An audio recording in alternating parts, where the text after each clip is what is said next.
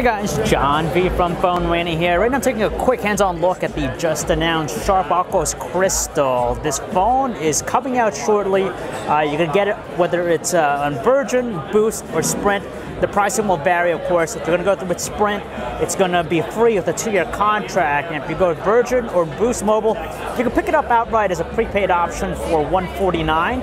And if you're going to go with Sprint to buy it outright, it's going to be $239. But regardless of the price point, the big talk about this is the edgeless display. It's a 5-inch 720p LCD panel. And I got to say, just looking at the phone, it's pretty astounding just because it's something uncanny, something strange, the way that we haven't seen something like this before.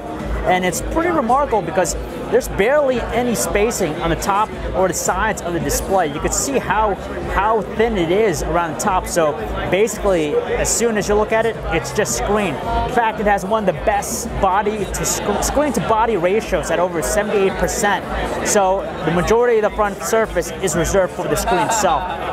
You can tell the bottom here though, it has a little bit of bezel that you find typical in your smartphone, but it's really compact, you know, considering that it's a 5-inch display. It doesn't seem like a 5-inch display because of how tiny and the compact size it has to offer.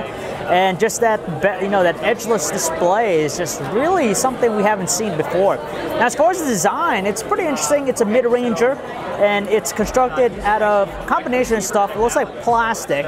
The rear has this dimple pattern going onto it. Let me see if I can show you here. You can see the slight dimpling pattern. Matte finish, so it has a nice clean finish. The sides looks like it's metal, or it could be imitation metal, whether it's like plastic, but it complements the design very nicely. It has a hard line look to it, so it's pretty much angular. So it has a rectangular, almost like sharp boxy look to it, but again, it really makes it very stylish in a way.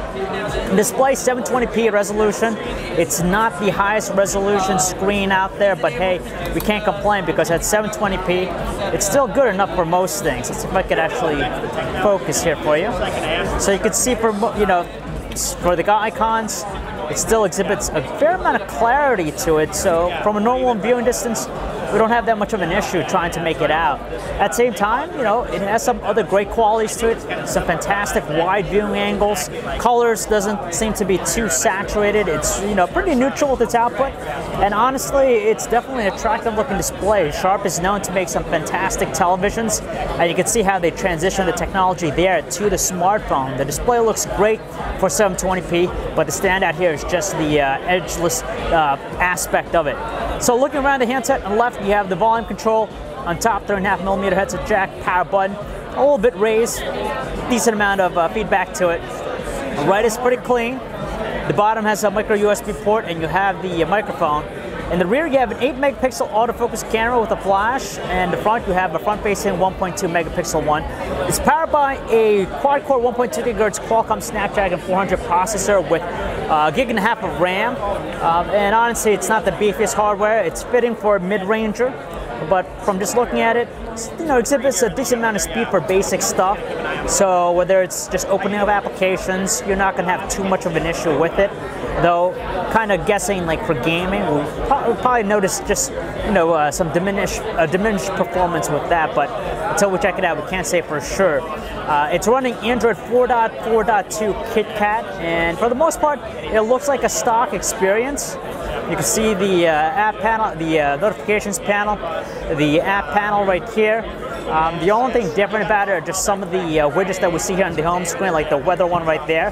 Probably stuff that we're going to see from Sharp here. But for the most part, it's a stock experience. So they didn't talk too much about the software enhancements, whether we're going to see some, you know, enhanced multitasking, but at least you had the basic core Android features intact here, so which is nice for most people. And that's pretty much it. It's LTE, of course.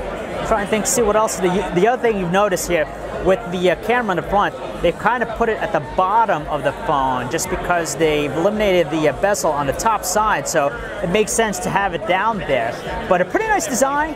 Pricing is good too. You're gonna pick it up again for free if you're gonna go with the 2-year contract through Sprint, or $240 if you're gonna buy it outright. But if you're gonna go with the prepaid option, whether it's through Virgin or through Boost, you're going to pay only $149, so a pretty good value. And honestly, it's, you know, in an age of quad HD resolution displays out there, this edgeless display stands out equally on its own. It's just very unique and very different from everything else out there.